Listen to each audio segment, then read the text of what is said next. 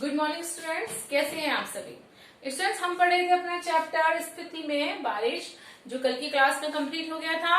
तो आइए आज हम इस चैप्टर के क्वेश्चन आंसर्स डिस्कस करते हैं।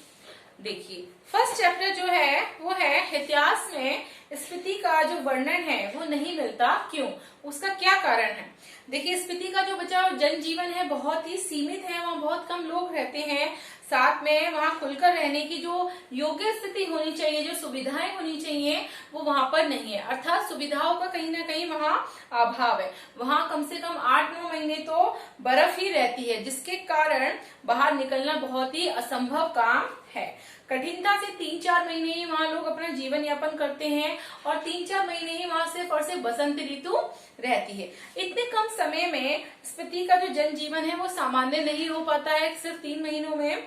और वहाँ के पहाड़ जो है वो विकसित नहीं है, यहाँ की विकासशील नहीं है। वहाँ के ना रास्ते हैं, ना ही संचार की आधुनिक साधन है।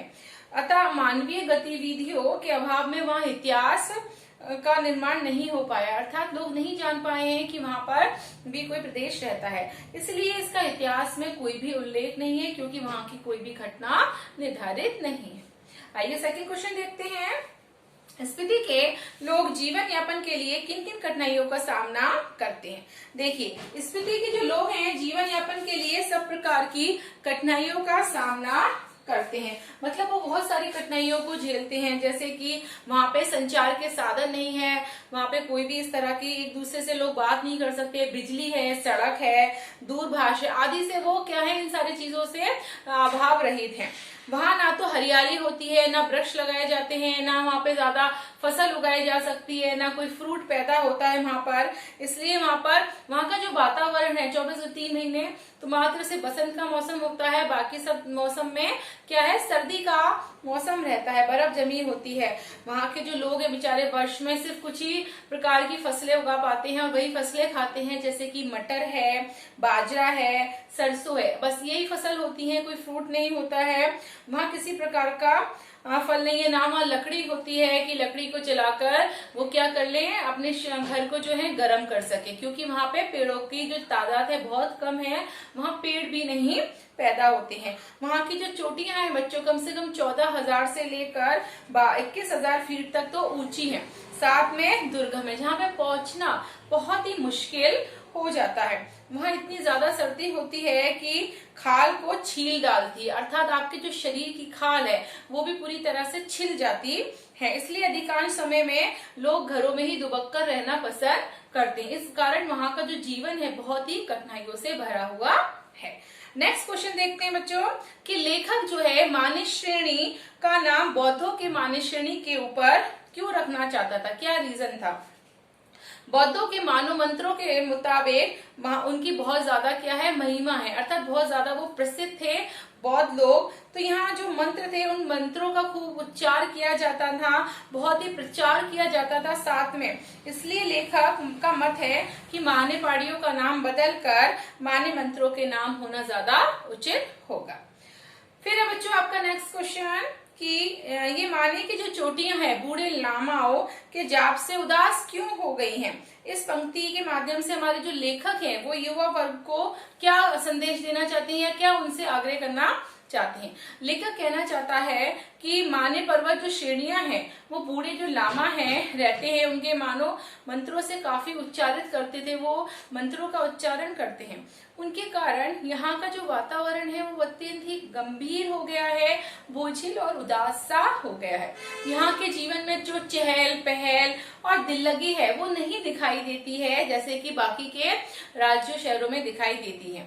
अतः यहाँ की जो युवक युवतियां हैं वो यहाँ पर आए, वो चाहते हैं कि बाहर के युवक युवतियां यहाँ पर आए, थोड़ी सी हलचल करें इस माहौल में, थोड़ी सी क्रीड़ा करें, खेलें, मस्ती भरें, प्रेम भरे खेल खेलें, नाचे कूदें, हंसें और इन चोटियों को आरोहण करें, ताकि ये पहाड़ जो है वो भी कैसे बन जाए, आनंदित से भरपूर बन जाए, आनंदपूर्ण बन जाए। इसलिए उन्होंने नवयुवकों से ये आग्रह किया है कि वो स्पीति की पहाड़ी में आए और यहाँ जो पहाड़ियां हैं उनको आनंदित करें।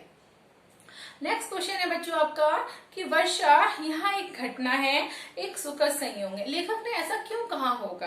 देखिए, लेखक के अनुसार स्पीति में जो वर्षा है बहुत कम होती है, बल्कि कहना तो चाहिए कि ना के बराबर ही होती है। यहाँ तक कि मानसून भी वहां नहीं पहुंच पाता है। जैसे कि मानसून आता है और बारिश होती है, लेकिन वहां पे मानसून जो है वो नहीं पहुंच पाता है। इसलिए जब भी कभी वर्षा हो जाए तो लोग इसे अपना सुखद सौभाग्य मानते हैं। वर्षा के दिन वो सुख का चिन्ह मानते हैं कि ऐसा कुछ अच्छा हुआ है हमारे साथ, और वो उसको वर्षा जिस दिन होती है उसको सुखद समाचार समझते हैं। बच्चों, आपका नेक्स्ट क्वेश्चन है, स्पीति अन्य पर्वतीय स्थलों से किस प्रकार से भिन्न है? देखिए, स्पीति की जो पहाड़ियां हैं बच्चों, वो कश्मीर, शिमला, कुल्लू मनाली जैसे पर्वतीय पर्यटन स्थलों से भिन्न है। ये भिन्नता अनेक प्रकार की हो सकती है। जैसे कि स्पीति की जो पहाड़ी है उसकी जो ऊंचाई है वो 13,000 से लेकर 21,000 मीटर तक है तथा अत्यंत ही दुर्गम है, अर्थात वहां पे पहुंचना बहुत ही मुश्किल है। अन्य पहाड़ इतने ऊंचे नहीं होते हैं जितने स्पीति के पहाड़ ऊंचे हैं।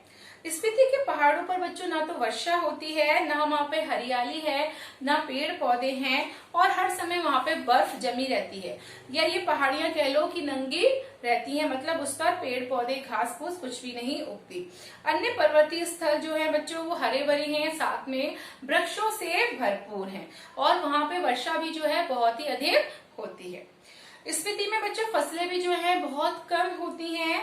वर्ष में एक ही फसल होती है, और फसलों के नाम पर, मात्र नाम पर गेहूं है, बाजरा है, मटर है, सरसों ही होती है, और वहां तो फल भी नहीं उगते हैं। अन्य पहाड़ों पर अनेक फल और सब्जियां जो हैं वो बहुत उगती हैं। स्पीति में केवल 2 ही ऋतुएं आती हैं, शीत ऋतु और बसंत ऋतु।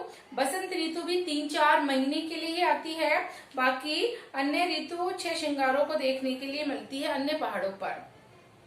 स्पीति में ना तो बच्चों परिवहन के साधन है, ना संचार के, यहाँ ना बिजली होती है, ना सड़कें हैं, ना टेलीफोन है। अन्य पहाड़ों पर इस प्रकार की सभी सुविधाएं हैं वो बहुत ही पर्याप्त मात्रा में प्राप्त होती हैं। स्पीति में प्रति किलोमीटर केवल 4 व्यक्ति रहते हैं, अतः पर्यटक भी नहीं आते, और स्थानों पे तो पर्यटक भी आते हैं। वहां पे जनसंख्या का जो घनत्व है इससे बहुत अधिक होता है और जगह पर, तथा वर्ष में पर्यटकों का कहीं ना कहीं मेला लगा रहता है। बच्चों, आपका नेक्स्ट क्वेश्चन है कि स्पीति में बारिश का वर्णन एक अलग तरीके से किया गया है। आप अपने यहाँ होने वाली बारिश का जो वर्णन है वो किस प्रकार से करेंगे? देखिए, हमारे यहाँ का जो वर्षा का मौसम है बहुत ही सुहावना होता है, बहुत ही अच्छा होता है। गर्मियों की वर्षा का तो क्या कहना, इतनी जोरदार बारिश होती है कि जब धरती जो है लू पर बरसा रही होती है तो वर्षा की जो रिमझिम बूंदें होती हैं वो कहीं ना कहीं हमें स्वर्ग में पहुंचा देती हैं, एक सुख की अनुभूति प्रदान कराती हैं। मैदानी इलाकों में सबसे रोमांटिक और सुहावनी ऋतुएं वर्षा ऋतु में ही होती है। चारों तरफ पानी ही पानी बरसता है, सड़कें गलियां जो है वो कहीं ना कहीं पानी से भर जाती है, मौसम बहुत सुहावना ठंडा हो जाता है, लोग इधर उधर बाहर निकलकर घूमने जाते हैं, और कहीं ना कहीं तो बच्चे जो है मूसलाधार वर्षा में नहाते हैं और बहुत ही आनंद विभोर हो जाते हैं। आपका नेक्स्ट क्वेश्चन है, स्पीति के लोगों और मैदानी भागों में रहने वाले लोगों के जीवन की आपस में अगर हम तुलना करें तो किन का जीवन आपको ज्यादा अच्छा लगेगा और क्यों? देखिए, स्पीति के जनजीवन तथा मैदानी भागों के जनजीवन में जमीन आसमान का बच्चों अंतर है, क्योंकि स्पीति में जीवन यापन करना बहुत ही कठिन बन जाता है। और ये अंतर ऐसे, स्पीति के लोग जो है आधुनिक सुविधाओं से क्या है पूरी तरह से वंचित हैं, और तो और मैदानी लोग आवागमन और जो संचार के साधन है उसके भी कारण परिवार जो है वो इधर से उधर नहीं जा पाते, किसी से बातचीत नहीं कर पाते।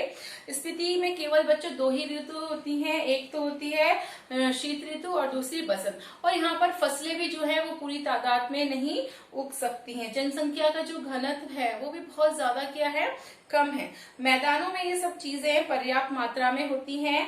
स्पीति के मौसम शरीर को कष्ट भी देते हैं, इंसान का जो शरीर है पूरी तरह से ठंड से छिल जाता है। मैदानी क्षेत्रों का हर मौसम सुहाना होता है, इसलिए हमें मैदानी क्षेत्रों का जीवन बहुत अधिक लगता है, आनंदित प्राप्त होता है। तो बच्चों, ये आज आपके क्वेश्चन आंसर्स थे स्पीति में बारिश, जो क्वेश्चन आंसर्स कंप्लीट हो गए हैं। Thank you.